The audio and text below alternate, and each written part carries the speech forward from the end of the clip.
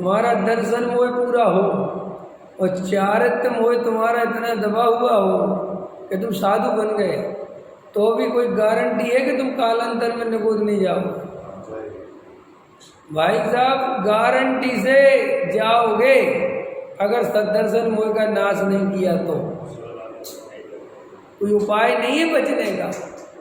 ये भी अपन को मजाक लगता है, ठीक है थोड़ा नियम पाल लिए। अरे क्या है इनमें? साधु बनने के नियम हमें बचा नहीं सकते संसार से।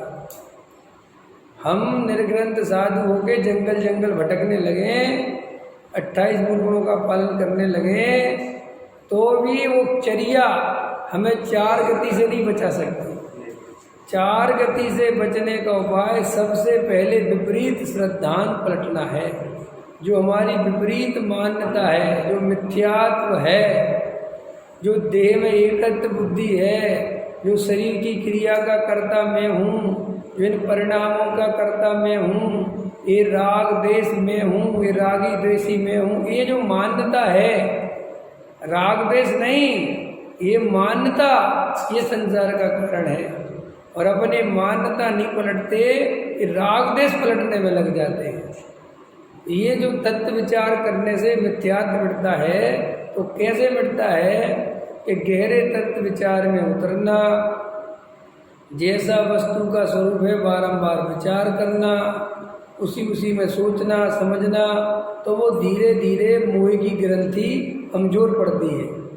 समझ में आया कि नहीं आया? जैसे गांठ लग जाती ना कोई मजबूती से गांठ, तो वो एकदम से नहीं खुलती, धीरे धीरे धीरे धीरे धीरे फिर वो ढीली होती है, फिर खुलती है।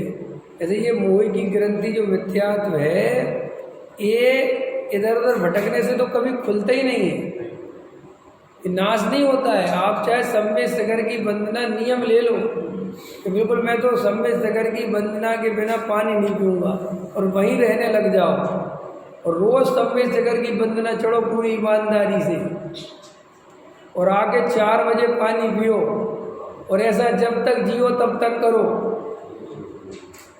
और कुएं का पानी पियो। समझ में आया? 10 छन्ने से छान के पियो। समझ में आया? बिल्कुल स्त्री आदि सबका, बिल्कुल घर परिवार सबका त्याग, तो भी उस सब से मोह नाश नहीं होता।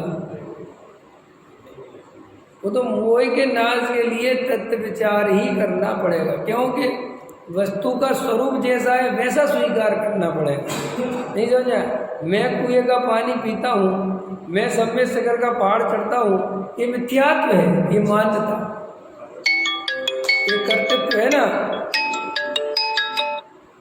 माने ये कर्तृत्व अगर हमारे अंदर चल रहा है तो हमें गहराई से विचार करना चाहिए।